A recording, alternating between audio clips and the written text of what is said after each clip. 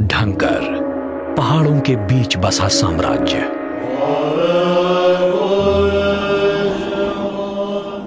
हिमालय, भारतीय उपमहाद्वीप और यूरेशिया के बीच खड़ी एक मजबूत दीवार। इसकी ऊंचाइयों पर हैं बर्फीले बियाबान, ऑक्सीजन कम है और उपज ना के बराबर। इन हालात ने गढ़ा है उस जगह को जहां जीना मुश्किल है।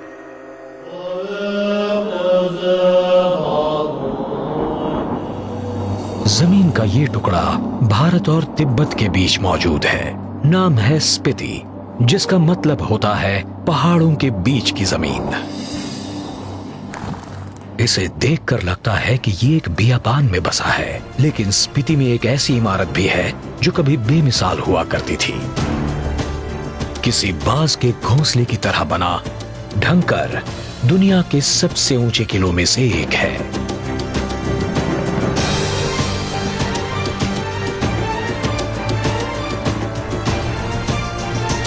समंदर से करीब 13,000 फुट की ऊंचाई पर बना ये किला कभी एक बौद्ध मठ और गांव का हिस्सा था। सदियों तक ये स्पीति की राजधानी रहा, राजा का आसन।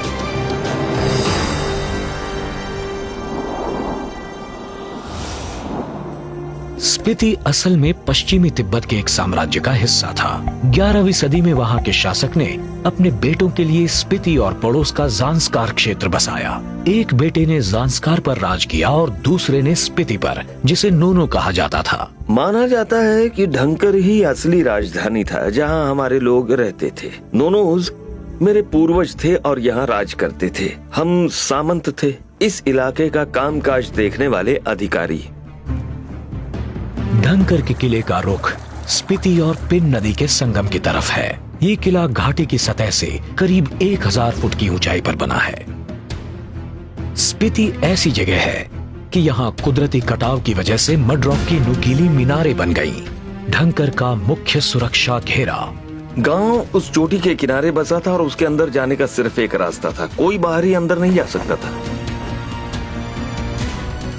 स्पीति के राजा के लिए अपने साम्राज्य पर नियंत्रण रखने के लिए ये बिल्कुल सही जगह थी, जो काफी दूर तक फैला था।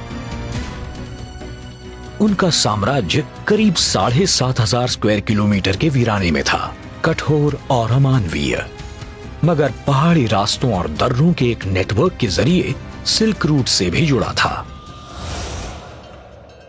जिनमें पश्चिमी तिब्बत से आने वाले की हिम्मत थी वो बर्फ पिघलने का इंतजार करते।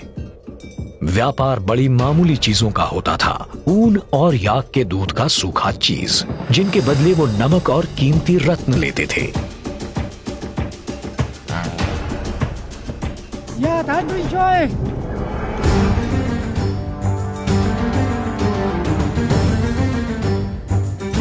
सौदागर कई दिनों तक, बल्कि कई बार तो हफ्तों तक इसी रास्ते पर बने रहते थे।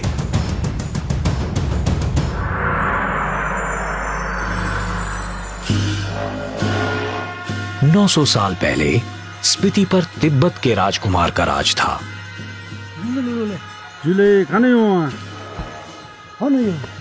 उसे नोनो की उपाधि दी गई थी।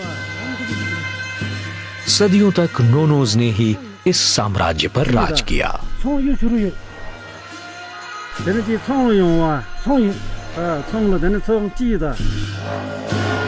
स्पीति से गुजरने वाले सौदागरों के कारवां नूनोज को उपहार और टैक्स देते थे।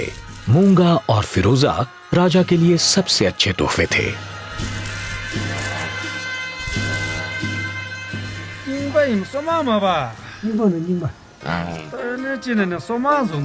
इससे उन्हें मिलती थी सुरक्षित आने जाने की अनुमति। नूनोज का राज तो यहाँ जमाने पहले खत्म हो गया। उनके दुर्ग का इतिहास भी वक्त की चादर में गुम हो गया। स्थानीय लोगों का कहना है कि ढंकर करीब 800 साल पुराना है। इस किले ने बहुत कुछ सहा है। 70 के दशक में आए एक विनाशकारी भूकंप के बाद असली इमारत का ज्यादातर हिस्सा ढह गया। मिट्टी, पत्थर और लकड़ी से बने उस शानदार दुर्ग का खंडहर ही बच गया है। द वर्ल्ड मॉन्यूमेंट फंड ने भी ढंकर को दुनिया के 100 सबसे संकटग्रस्त स्थलों में से एक माना है।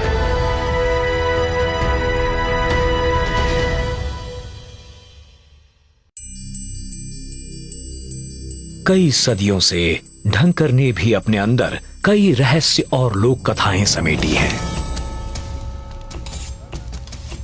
जब इस किले का अंत आया तब ढंकर पर लुटेरे और हमलावर टूट पड़े।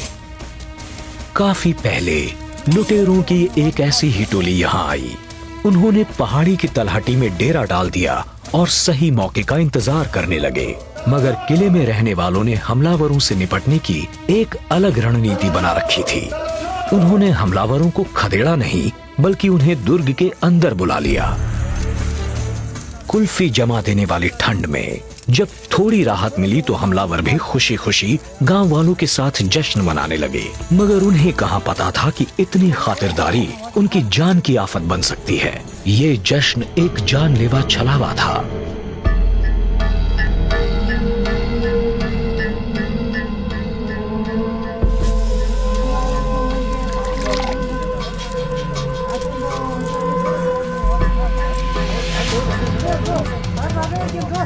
जश्न खत्म हुआ तो नशे में झूमते लड़खड़ाते हमलावरों को किले से बाहर का रास्ता दिखा दिया गया।